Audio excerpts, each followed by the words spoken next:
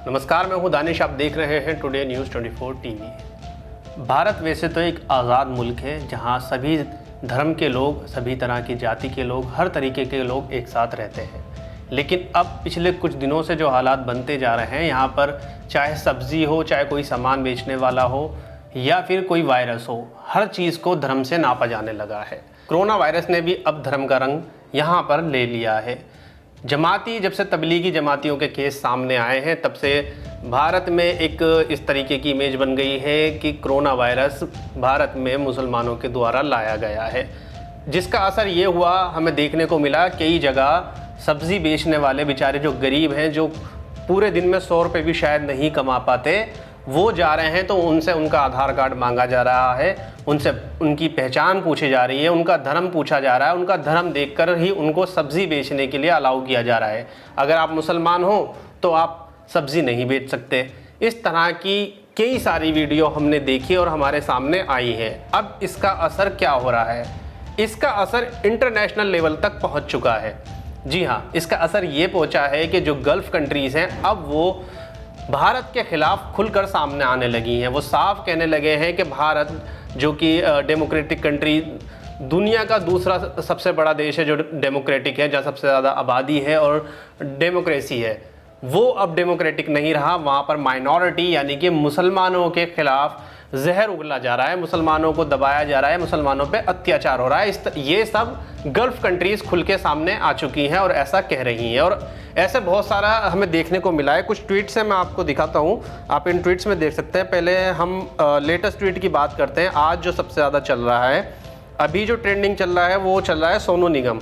उन्होंने कुछ समय पहले एक ट्वीट करा था। उन्होंने कहा था कि मैं मुसलमान नहीं हूँ, फिर भी मुझे अजान की वजह से हर रोज़ सुबह जागना पड़ता है, और ये ऐसा क्यों हो रहा है। जब उन्होंने आगे दूसरे ट्वीट में लिखा था कि जब प्रॉफिट मोहम्मद थे उस टाइम लाइट नहीं होती थी, उस टाइम लाउड स्पीकर में अजान नहीं दी जाती थी, तो अब इस तरह से अजान क्यों दी जा रही है। तब इस पर काफ़ी विवाद हुआ था।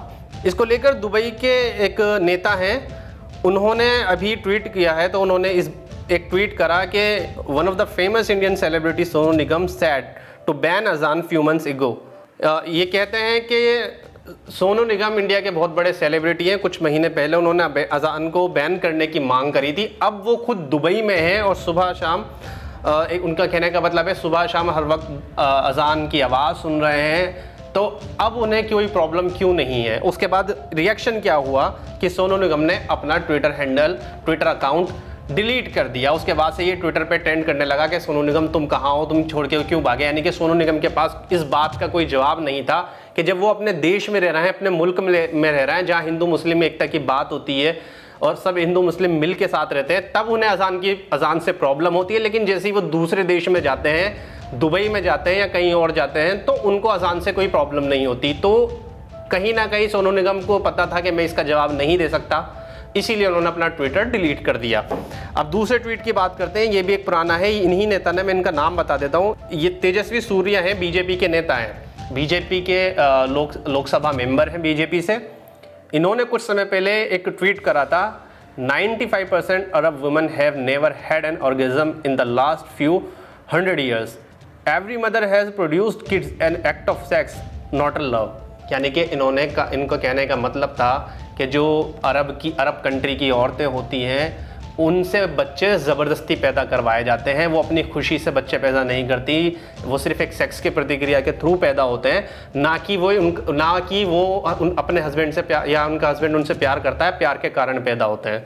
उन्होंने इस तरह की बात कही थी अरब की वुमेंस के लिए, जिसको लेकर अरब की, अब कतर की एक मीडिया है, उन्होंने पीएमओ से जवाब मांगा है। उन्होंने कहा था, उन्होंने ट्वीट करा है कि respected prime minister Narendra Modi ji, आपकी और हमारी बहुत अच्छी रिलेशन है, अरब की और इंडिया की म्यूचुअल रिस्पेक्ट है।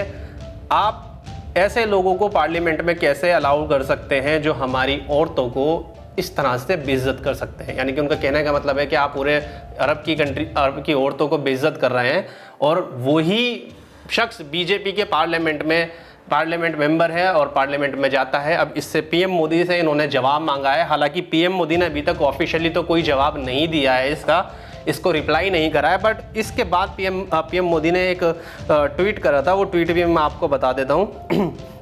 पीएम मोदी ने ट्वीट करा है कि जो कोविड-19 है ये ऐसी बीमारी है, हालांकि पहले भी कर चुके हैं, जो कोई धर्म नहीं देख रही, कोई रंग नहीं देख रही, कोई कास्ट नहीं देख रही, कोई लैंग्वेज भी नहीं देख रही, ना कोई बॉर्डर देख रही, ये किसी को भी हो सकता है। और साथ में इन्होंने पीएम मोदी ने ये भी लिखा है कि हम सब भाई हैं और यूनिटी से यहाँ रहते हैं, we are in this together, हम सब इस समस्या से एक साथ हैं। हालांकि पीएम मोदी ने ये उनको ऑफिशियल रिप्लाई करके तो जवाब नहीं दिया, हालांकि ये बात कही अंदाज़ा लगाई जा रही है कि पीएम मोदी का ये ट्वीट शायद उनको जवाब है कि हम सब यहाँ सही से रह रहे हैं। और हालांकि इसके बाद मुख्तार अब्बास नकवी हैं बीजेपी के नेता, उन्होंने भी मीडिया से कहा है, उन्होंने कहा है कि मुसलमान यहाँ पर सुरक्षित है, सबसे ज़्यादा आज़ाद है। उसके बाद से वो भी ट्रेंड करने लगे हैं। अब एक और ट्वीट हम आपको दिखाते हैं, उसके बाद हम सब आपको क्लियर बताएंगे कि इससे समस्या क्या खड़ी हो रही है। दुबई की एक प्रिंसेस है, प्रिंसेस हंद अल कासिमी, उन्होंने एक शख्स के स्क्रीनशॉट डाले हैं सौरभ उपाध्याय के, जो मुस्लिमों के बारे में काफ़ी खुला, आप देख सकते हैं स्क्रीन पे किस किस तरह की भाषा का इस्तेमाल करते हुए उन्होंने लिखा था। तो उन्होंने इसको रिप्लाई करा कि कोई भी ऐसा व्यक्ति जो इस तरह की भाषा या इस तरह के काम करेगा उसको यूएई कभी भी डिफाइन नहीं करेगी, एक्सेप्ट नहीं करेगी और उसको यूएई छोड़ना पड़ेगा। उसके अलावा इन्होंने एक और ट्वीट करा था। उन्होंने ट्वीट में, ये आप देख सकते हैं स्क्रीन पर, ये ट्वीट करके उन्होंने बोला कि मैं एक रूलिंग फैमिली से हूँ और मेरे बहुत से भारतीय दोस्त भी हैं, बट जिस तरह से ये रूडनेस इस्तेमाल करी जा रही है, उनका कहना है मुस्लिमों के खिलाफ, इसका हम स्वागत नहीं करेंगे। यहाँ पर जो काम करता है, यानी कि जो दुबई या अरब कंट्रियों में जो लोग काम कर रहे हैं, हम उनको पैसा देते हैं, वो फ्री में काम नहीं करते। अगर वो काम कर रहे हैं तो हम उनका पैसा दे रहे हैं, उनको खाना मिलता है, उनको रोटी मिलती है और उनको रहने के लिए जगह मिलती है। और उसके बाद आप हमारे ही बारे में ऐसा बोलते हैं, यानी कि कहने का इनका मतलब ये था कि आप हमारा ही खा रहे हैं, हमारी ज़मीन पे रह रहे हैं और हमारे अगेंस्ट ही बोल रहे हैं, हम ये एक्सेप्ट नहीं करेंगे और जो भी इस तरह का काम करेगा हम उसे निकालेंगे। तो ये कुछ ट्वीट थे, हमने आपको दिखाए। अब हम आपको बताते हैं इसका असर क्या पड़ेगा। अरब देश में लगभग 80 से 82 लाख भारतीय काम कर रहे हैं। अरब साफ साफ कह रहा है जो इस तरह के काम करेगा या मुस्लिमों के अगेंस्ट आप बोलोगे तो हम भी मुस्लिमों के साथ खड़े हैं। एक ट्वीट और है, आप देख सकते हैं, जिसमें इंडिया टुडे के एंकर हैं राहुल कंवल। मैं आपको दिखा देता हूँ स्क्रीन पे, इसको भी हम क्लियर करते हैं। राहुल कंवल ने एक ट्वीट करा जिसमें जो मदरसे के हैं स्टूडेंट हैं, बच्चे हैं, उसको वो कह रहे हैं कि हाइडिंग स्टूडेंट्स के मदरसे में ये छुपे हुए हैं। फिर दूसरा एक और ट्वीट करते हैं जिसमें वो कह रहा है कि राजस्थान के कोटा में स्टूडेंट्स हैव बीन स्टक, यानी कि फंस गए हैं। इसको दुबई के नेता ने फिर इसको ट्वीट करके बोला है कि ये डबल स्टैंडर्ड है माइनॉरिटी, यानी कि मुस्लिम्स के खिलाफ, हम लोग मुसलमानों के साथ हैं। तो अब ये हिंदू वर्सेस मुस्लिम का जो इशू है ये निकल कर इंटरनेशनल लेवल पर पहुंच चुका है, जिसका खामियाजा उन लोगों को उठाना पड़ेगा जो लोग बाहर जॉब कर रहे हैं। यानी कि 80 से 82 लाख लोग ऐसे हैं जो कतर या गल्फ़ कंट्रीज़ में काम कर रहे हैं, जिसमें गल्फ़ कंट्री साफ कह रही है कि अगर आप इस तरीके की हरकत करोगे तो हम आपके लोगों को निकाल देंगे। इंडिया में जॉब पहले से ही ख़त्म है, जॉब नहीं है, यहाँ रोज़गार की पहले ही कमी है। और ऐसी स्थिति में जो लोग निर्दोष हैं, जिनका कोई इन चीज़ों से लेना देना नहीं है, जो सिर्फ अपना चुपचाप काम कर रहे हैं, उन लोगों को खामियाजा उठाना पड़ेगा। उन लोगों के लिए, उन कुछ लोगों के लिए जो लोग इस तरह की नफरत देश में फैला रहे हैं। और कुछ लोग में बीजेपी के नेता भी शामिल हैं। बीजेपी के नेता, हमने आपको ट्वीट दिखा दिए, मेंबर ऑफ पार्लियामेंट है, साफ साफ इस तरह की बात है, बोल रहे हैं। तो कहीं ना कहीं ये खामियाजा 80 से 82 लाख लोगों को चुकाना पड़ेगा। उनकी नौकरी जाएगी और नौकरी छोड़नी पड़ेगी। और आपको दुबई के कानून, दुबई अरब कंट्रियों के कानून कितने सख्त होते हैं ये हम सब जानते ही हैं। वहाँ पर इस तरह का बहुत से ट्वीट ऐसे हैं जो लोग दुबई में ही जॉब कर रहे हैं, उन्होंने, जो हमने आपको पहले भी दिखाया है, वो जो दुबई में काम कर रहे हैं और इसी अभद्र भाषा मुसलमानों के खिलाफ बोल रहे हैं, तो उन लोगों पर एक्शन भी लिया जाएगा। तो आखिर में यही सब आता है कि लोग अगर इस तरह की नफरत की राजनीति करेंगे और नफरत के साथ चलते रहेंगे तो इसका खामियाजा सिर्फ एक को नहीं, सबको ही उठाना पड़ेगा और बहुत बड़े लेवल पर उठाना पड़ेगा। और जो होने जा रहा है, अब ये कह सकते हैं कि एक्शन का रिएक्शन निकल के आना शुरू हो चुका है।